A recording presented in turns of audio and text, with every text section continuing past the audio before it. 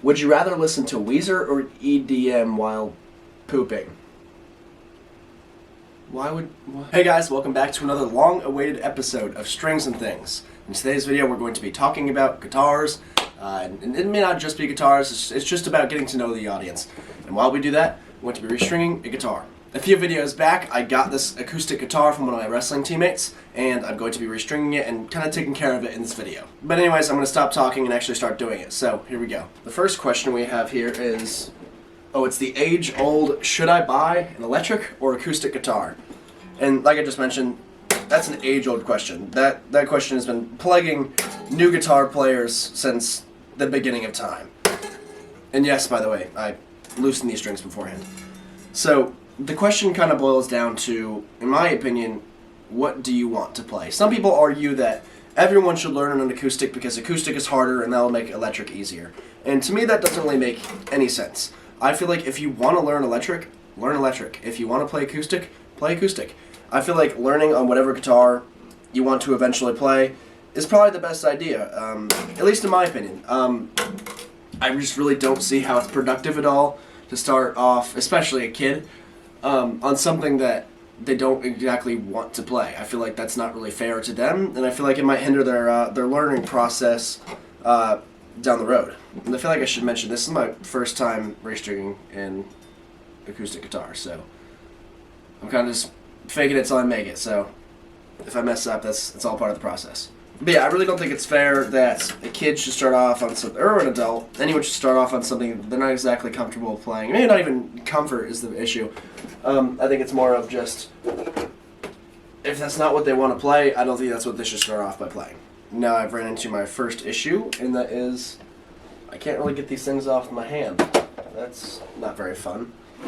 Let me try some pliers here, maybe that'll help. This guitar isn't anything crazy expensive, so I'm not exactly worried about scratching it or whatever. And that works perfectly. And oh my gosh, you can tell these strings have not been touched in years. That's disgusting. So the next question I got is, it's one I actually just got on my most recent YouTube video that I posted, and I responded to the comment in the comment section, but I felt like it could kind of use a more full explanation in one of these videos. And the question says, man, how are you able to afford the Gibsons? I'm still stuck with the Epiphones. And the answer to this question, I'm not a financial channel, I'm not going to pretend to be, but I really did just work hard. That's basically the short gist of it. I was working, so when I was saving up for my Gibson Les Paul, that thing took me forever to save up for, I'm not going to lie. I was working up and around 70 hours a week, 7 days a week, at my job, that way I was able to afford it. And the work just didn't stop there, though. When I got home, I would work, I'd mow lawns for my neighbors, I'd pick weeds, I'd rake leaves, depending on the year. I would do anything and everything possible to make money, and that way I was able to afford it. So, did it take me forever to save up for those guitars? Yeah, it did. It really did. But, another big thing, which I mentioned in the comment that I responded to, is I knew exactly what guitar I wanted. Sure, could I have afforded a bunch of other nice guitars way earlier on? Yeah, I could have afforded a bunch of, not a bunch, but a couple Epiphones, and maybe some cheaper Gibsons, but I knew that's not what I wanted. So, I knew that if I settled for less, sure, saving on time, of course, but settling for less, I knew I'd always feel like I'm missing something in that guitar, and I feel like that's not right for me to do. Not only to me, but for that guitar itself. Like, that guitar deserves to go to a home that will love it and enjoy it because that's exactly what they want. And I feel like it's not fair for me to purchase a guitar I don't exactly want. So that's why I knew exactly what guitar I wanted, and I was going to stop at nothing until I was able to afford it. So that's how I have this 79 Les Paul Custom. And is it worth it? To me, absolutely. Yeah, I don't regret spending my entire summer's worth of money on a guitar. Like, sure, is that a smart financial decision? No, not really, not at all. But to me, it's worth it, and that eventually, financially, it will be worth it because that guitar is going to go up in price as time goes on. Especially if I keep it in as good a condition as it is currently. All right, now that we have all the strings off, let me just give this thing a good little wipe down. So this next question is actually a really good one, and I just read it just now, and I think like the problem with doing these questions on the fly without thinking about it or having kind of script is some of these questions take a lot of thinking, and this is a perfect example of that. The question is, if you could perform alongside any artist, alive or dead, who would it be? And like I just said, that's a really tough question to answer because there are so many good artists that I love and look up to, but who would I want to play alongside? Honestly, I have no idea. There'd be ones that'd be a ton of fun to hang out with, such as like Motley Crue and Ozzy would be a ton of fun for obvious reasons. Like, say I was going to start a band with one, I wouldn't want to start a band with like a party or anything like that. Just because I don't like to party. That's not my thing. But also just like thinking of a band, I think it would just be more fun to like, I feel like Alice Cooper would be a ton of fun. Herman Lee from Dragon Force seems like a great guy. Yeah, like there's just so many, I don't exactly have a straight answer for you. On to the fun part, and that's hydrating the fretboard. It's my favorite part of any restringing process. It's just like so satisfying to me. I think it's a lot of fun. Next question is, what music gets you excited and why? So, I feel like get excited isn't the right word to use for this, because sometimes I don't want to listen to music to get excited. Sometimes it's just whatever mood I'm in, and but usually it's always around the same kind of genres and stuff. Right now I'm listening, and it will change. Like I'll go through like mini phases, I guess, of every genre, and like usually, at least as of right now, it's a lot more 80s hair metal and stuff like that. I'm listening to it, as I mentioned in I think all 3 of these episodes of Strings and Things. I've listened to a lot of Dawkins recently. I love Dragon Force, as I mentioned a little bit earlier, which isn't hair metal, obviously, but I listen to a lot of Dragon Force. Anything that's kind of vocal heavy and guitar heavy. Just a mixture of those two, which I guess is all rock. But just as of right now, a lot of hair metal, hard rock. Sometimes I'm just in the mood to listen to Lamb of God. I love Lamb of God. Sometimes in the mood to listen to Metallica, Megadeth, a bunch of Exodus, thrash stuff. I also love thrash. It just really depends on the time, the day. You know, there's so many variants that go into it just based on whatever I'm feeling. But the question is asking what music gets me excited. And I'd say the music that generally gets me the most excited is probably like Motley Crue or something like that. You know, stuff that's, you know, kind of like party music, I guess. There's really not much lyrical substance to it. No offense to them, but like, or AC/DC, stuff like that. Where like it's the point isn't to be this musical masterpiece. The point is for it to be fun, and that music kind of gets me the most excited.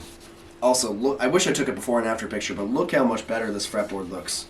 What will I need to buy to start learning guitar? Now this question, honestly, might just deserve a video on its own, even though there's probably plenty of videos that talk about this kind of stuff. But I feel like there's a lot of gear out there that kind of gets overlooked. So, I feel like a lot of the times people will tell you you need a lot more stuff than you actually do. So, I feel like even when you start off, say you're learning electric guitar, so that's what I started learning on. It's the type of guitar that I enjoy playing the most. As I say that, as I'm restringing an acoustic right now. I wouldn't even say you need an amp to start off with. I feel like just a basic old electric guitar that's good for the money, that's reliable, such as like an Epiphone Les Paul or Harley Benton's making a lot of good stuff. There's a bunch of good Squiers nowadays. The Fender Player series is great. So now is the best time to buy a beginner's guitar. A couple years ago, the guitars that were specifically designed and priced towards beginners were miles worse than they are now. The ones now are pretty solid instruments that you really can't go wrong with. So I feel like you can find a really good guitar for a great price. So that's not really the issue. I would say the main issue nowadays is figuring out what other gear you need. You definitely don't need any pedals. Like I just mentioned, I feel like you don't even need an amp to start off with. If you do, I feel like the best beginner's amp is probably the PositiveGrid Spark. It's just so versatile, so like you can really get any sounds you want out of it. If you guys don't know what that is, it's the amp that's sitting on my desk currently. But whenever you're first getting started off with guitar, you really don't need a bunch of insane gear. It isn't that deep, you know? And also, I feel like the less gear sometimes the better, especially for a beginner. As a beginner, your main goal should be focusing on getting better. And I just forgot that I need to, not hydrate, but put some lubrication in the nut here. Sorry about that, y'all. But a big problem with especially beginner guitarists is option paralysis. So I feel like eliminating those distractions that you can get, especially as a beginner. There's so many things you're worrying about whenever you're first learning a new instrument. So eliminating those worries and just worrying about getting better at guitar is probably the best thing for you to do. But the question isn't asking what you don't need, the question is asking what you do need. And for that, I would recommend, obviously, a guitar. A few variations of picks. There isn't really a best set of picks, so I feel like having a bunch of different kinds is probably the best option. Oh, I just messed up. I messed up real bad. I just added, I think that's the D string instead of the E string. So I'm going to have to restart this. Cool. We'll be right back. You know, that's confusing. Why does this set have 2 brass-colored string knobs? Ah, that's frustrating. You know, the electric guitar versions of these are all wacky different colors, so you know which string is which. But nope, these 2 have repeating colors. That's cool. Dario, I love you, but what the hell is that? And I apologize for that long intermission there, which you guys didn't experience because I cut the camera. But, so the basic thing, sorry. But there are some basic things you will need whenever you're going to learn guitar. So obviously, you're going to need a guitar. Ideally, a fairly decent one. That way, you don't have to worry about maintaining the instrument. You can more so focus on getting better instead of just messing around, restringing it a bunch because strings break all the time because you don't know how to properly string it. I'm talking about a Floyd Rose. Don't get a Floyd Rose guitar. Get something with the stop tail, maybe like a Strat style because those are super easy to restring and it's hard to make things go wrong while restringing on those. Same thing with, like I just said, on the stop tail. I don't know what I pointed to. There's no stop tails behind me. But yeah, just get a reliable guitar. You can get an amp. If you do, I already mentioned it, a PositiveGrid Spark is a great beginner amp. I wouldn't recommend a tube amp at all, number one, because they're ridiculously expensive. And if you don't know what you're doing with one, things can go wrong. But I mean, if that's what you want to start off with, then more power to you. Again, sorry about that, guys. My camera cut out for some reason. Oh, it's because it reached its maximum recording length, which is obnoxious. I hate that. But anyways, if it cut anything out, I apologize. That's why I have the second camera angle here, so if it switched over for a while, that's why. And that's an issue. I cut the string too short because this is the string I was having as the D string, and it is too short. So that is unfortunate. Well, crap. I'm going to have to... yeah, cool. That sucks. Well, so basically, if you don't understand what just happened, previously, early in this video, I had this as the D string, and I strung it up, and I cut it, realized it was the wrong string.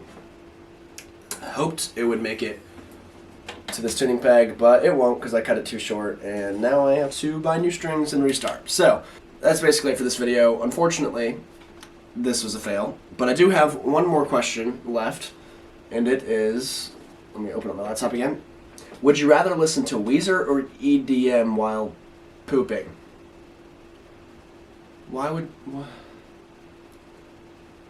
EDM.